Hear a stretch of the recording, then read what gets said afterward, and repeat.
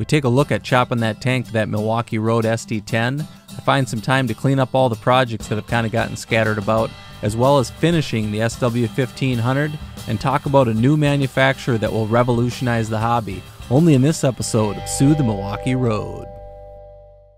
Welcome to the conclusion of the SOO The Milwaukee Road, end of Season 2. We ended at the same spot here for Season 1, and I think it's fitting that I should go through all this stuff, get it all cleaned up. Believe it or not, this has already been cleaned up one other time. You just blew my mind. Today, what I want to do is go through all this stuff, get it all sorted out, and determine what projects I want to look at in the future. This particular pile I have sitting here next to me, it's actually some brass cabooses of the Great Northern. I've got a couple NP engines. So if you're interested in the BN, the NP, the CB&Q, the SPNS, and obviously the Great Northern, I'm doing the series called the GN 1970. Originally, that was just going to be a tour of my dad's railroad, and that was it. But then I thought, you know what? I've got a lot of the different materials here that I'm going to be able to continue moving projects forward. I might as well highlight those as I move along.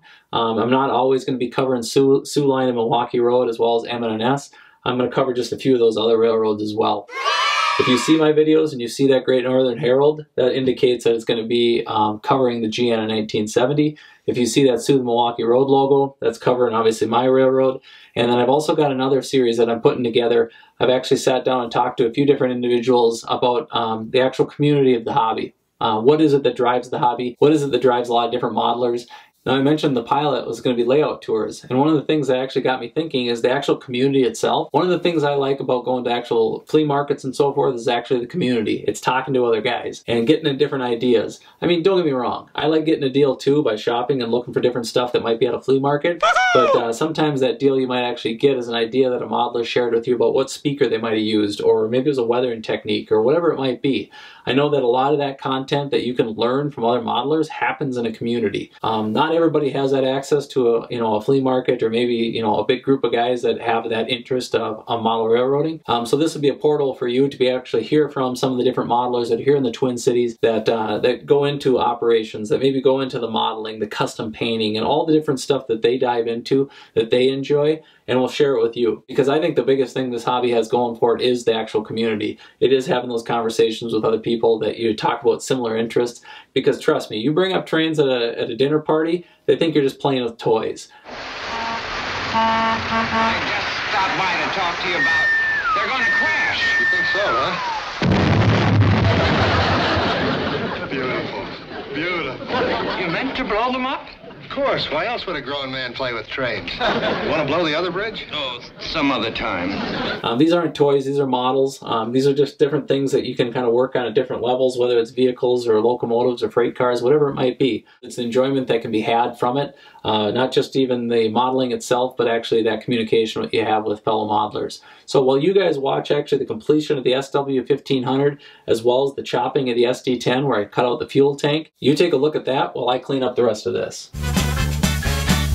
All right, because I might be a little OCD, I am going to clean this whole frame up. So you can see that obviously I mentioned the metal shavings that are from the wheel and the previous owner's heavy loads. These don't pull a ton of weight. I know my dad's railroad, we were able to pull about 10, maybe 15 cars, even on a flat stretch. So people may weight them a little bit more, but what we end up finding out is that it doesn't have a ton of, pulling power. But it is a switcher, so from a practicality standpoint, if you scale it down, just a few cars is probably all it might be able to pull. So what I'm going to do is still clean this whole thing up. I'm going to remove the motor. I will pop the clips off here and obviously unsolder all the lead that has been put on here for a previous decoder.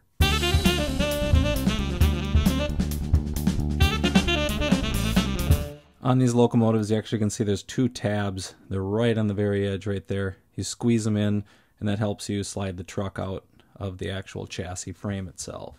As you can see here, she's a little gnarly. Got some hair kind of built up on it. Here again, we're seeing metal shavings, and you can pop these clips off. That's the only thing holding this particular frame together at this point. And I'm just going to go through, clean them up, add a little bit new lube. La, la, la.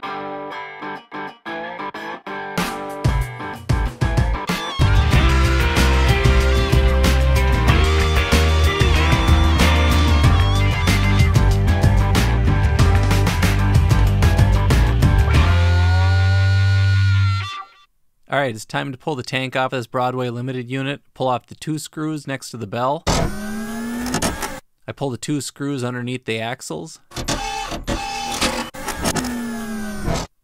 And now the tank is free. Alright, now it's free. The speaker's attached. I end up just breaking these wires off because I can solder on a new speaker if needed. In the end, I'm putting in a TCS decoder. So I'm not really worried about that anyhow. I stick the speaker plug back in just so I can keep tabs on it. Now I am going to grind just a little bit of the chassis off right underneath the motor so you get a nice clear reveal underneath where the tank is located. It's not a detail you have to address, but I'm going to. Now for the tank, you got to pop the speaker out. And then you also have to notice you have to remove the air tanks. And you can do that just by using a screwdriver and popping them free. The tank is ready to cut in half, so what I'm going to do here is just take about this much out of the actual tank, and I'm going to keep the other 2 portions. I cut about halfway through and then I just break the end off. You can see it just breaks right off and it makes for a lot less cutting. Now I save this piece here because it makes it easy to reapply the air tanks and then screw them back to the chassis. But now it's time to cut the tank.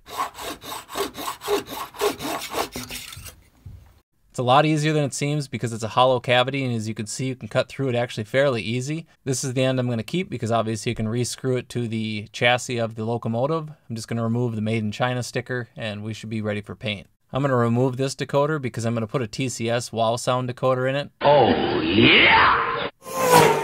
And here we go. It's ready for a new decoder. This is the TCS wow sound. I reused the screw holes to be able to mount it, and it makes for a clean install. Since we've been cutting so much weight off the locomotive, I'm actually filling weight in where the old speaker hole was, as well as the void next to it with this here drip weight.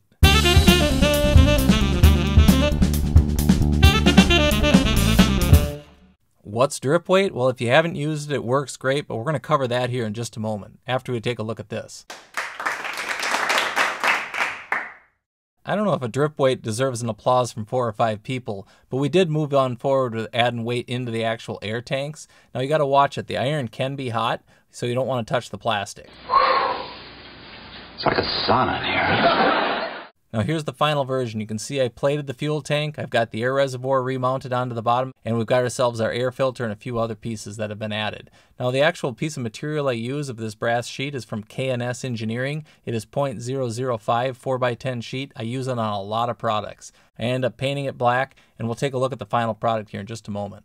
As I mentioned before, the switcher didn't have much weight. Well, I'm going to add weight into this void here. There was a factory weight, I believe, because there is one on this side. But I'm going to add what is actually just a melted drip weight. Come on! Kids, this is the episode when I learned about drip weight. Oh, come on! It's a Walther's product called Milw. You'll be excited when you learn about it too. I'm going to use this screw. I'm going to set it in first and just tape it down. So when I drip the weight in, it has something to grab onto, so it doesn't just fall out. So now my screw is just sticking up down in here, and I take a soldering iron and I end up just dripping the weight into the void. You can see the weight is still a little bit wet. If it's not, you know, it did splash on the side here. It does just wipe or flake off once it's dried, so I don't try to pick off or take anything off until it's actually set. But I also have used this in molding applications where I've molded something and will then cast it later in a resin.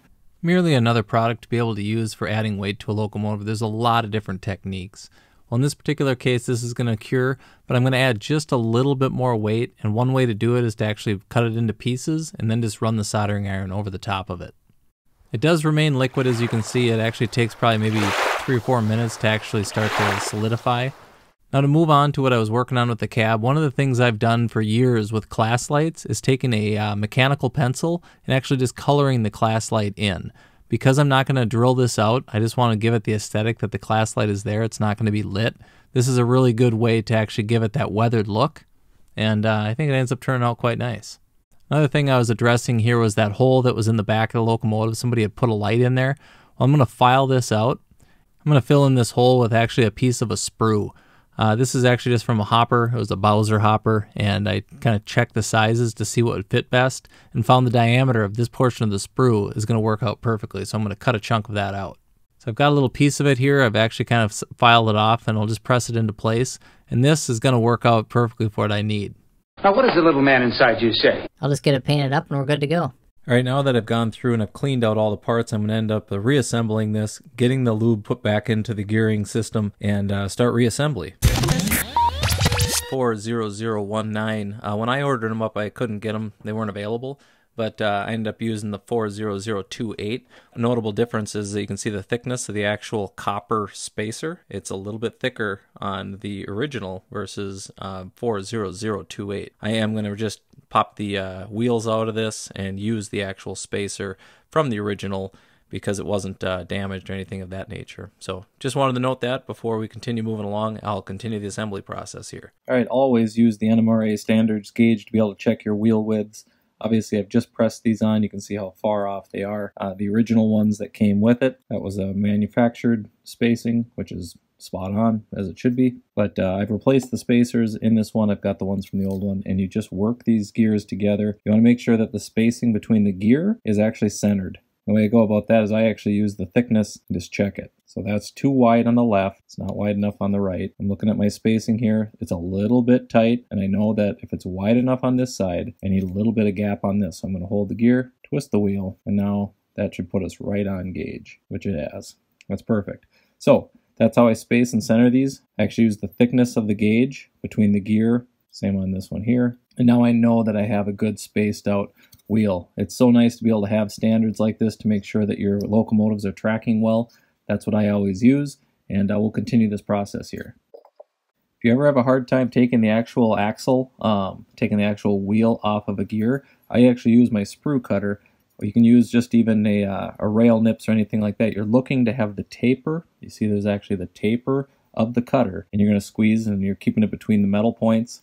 Squeeze, and that actually just pops the thing free. So now you can just pop these off and obviously replace them. What characteristic of the SD39 number 41 tells you that it's in 1985? Is it the white grab irons, the beacon on the porch, the white number boards, or the Hancock air whistle? If you said Hancock air whistle, well, hate to break it to you, it's actually the white number boards. The white hand railings were actually done between 82 and 85, but the white number boards were done at the very end, right before they were painted to red and white. This is 6240, which is actually the sister to number 41. Alright, I'm not going to do a deep dive on the decoder itself, but I look at the wiring diagram and I actually just touch on some of the basics as far as soldering is concerned. When we look at the actual board itself, I've got the leads for the trucks as well as the motor leads sticking up, but I also do use these quick connects, and I put those on the LEDs that are installed within the cab, so then I can remove the cab if I'm going to do any work to it or I'm going to do work on the chassis. Pretty simple here is a rosin core solder. It's very lightweight, and I only put just a little bit on the end of the tip of the actual soldering iron just to be able to tin the pads, and I'm just putting a little bit of solder down just so when I'm going to put my connecting wire to it, it's going to be able to solder nicely. Blah, blah, blah. Step back, son. There's nothing to see here. I actually tin the leads to the wires themselves, so the actual pads and leads have a little bit of solder on them, so when you heat them up, they end up getting a nice joint. Let's roll another joint. So here as I go to set these things in, I'm just going to tag them down. One thing I do also note, on the tip of the actual wire, I curl the end so it creates a little bit of a loop when it's going to be sitting down on the actual solder pad. And I really just do this for connectivity purposes to make sure that I get good contact with the actual soldering pad. So there we go.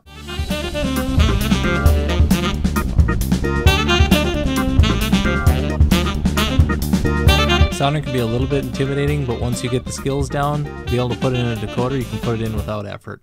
Alright, I hope you've enjoyed watching the progress of the SW1500 as it comes along. We'll show you a couple shots of it in its natural state here in just a moment. But while you guys were watching that, I was actually getting some stuff cleaned up. I've got my sale items down at the end. I've got the GN 1970 stuff here. And I've actually got the SOO The Milwaukee stuff all lined up over here. Now, if you take a look at where the process is going with that SD10, take a look at the actual locomotive at this moment. As you notice, I got a gray cab and a gray nose. That's not chopped up. That's actually a printed cab. As you look at this one here, this is a GP20. This is created by Lines West Products. Todd Jones has been doing a phenomenal job on these particular pieces. Now, I say printed, and people go, ooh, printing, it's not there yet. This stuff is different. I don't know what exactly Todd is doing. Liar! I've got a general idea, but I'm not going to get into all the details of it. But the quality of these actual materials, they actually are printed out, and you break them off of the sprues and you have the actual final product here. But I'm actually working through the process of painting one of these up, and I'm not kidding. I'm painting it up. I got primer on it. The roof on it right now is just as smooth as one that I was in the process of creating prior. Now this is an old GP20 cab that I was working on trying to create. Todd has then produced this particular piece that has the correct number boards. They're centered in the middle. The detail on these things is insane. Now he's going to be doing an SDL39, which I know a lot of people are excited, including myself. The quality of this and knowing the attention to detail that he's been making with all the pieces he's created thus far, I think this thing's going to be great. Now I did provide him blueprints, actual shots of SDL39s to be able to, get the process moving forward, because he's been doing his own research. But when you can work from blueprints and give yourself that much more accurate detail, it just trumps anything else that's out there on the market. Now, if you're out there looking for an SDL39 and you don't want to buy a brass one, I do have one. I'm telling you right now, one of his models is less than one of these brass models. The only way the brass versions were delivered was just in the general Milwaukee Road paint schemes. So you can get excited about that if you are a bandit type person. Maybe it's even Wisconsin Central. You give yourself opportunities to be able to have different roads that might not have been available because the mass manufacturers don't want to come out with these particular unique locomotives, along with those SD10s, those GP20s. Lines West product is actually giving you something that you can create some real unique units that are different from all the rest. So hopefully we'll look forward to more of the stuff that Todd creates, and you'll look forward to future episodes of SOO The Milwaukee Road. That's all we got for now, so let's take a look at that SW1500 in its completed form. Here's that online purchase in its natural state. A lot of wear and tear. Didn't realize it was going to be this rough, but we brought it home, turned it into this beauty. Really happy with the end results and how the locomotive has turned out. So we might as well just sit back and take a listen to this SW in all its glory.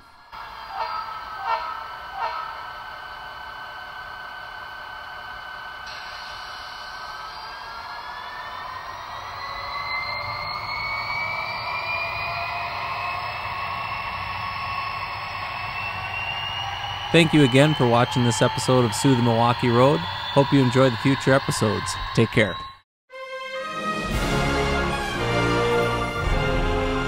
Be sure and hit the like button. You can click here to subscribe. You can also check out other episodes of SOO The Milwaukee Road, as well as take the tour of the GN in 1970.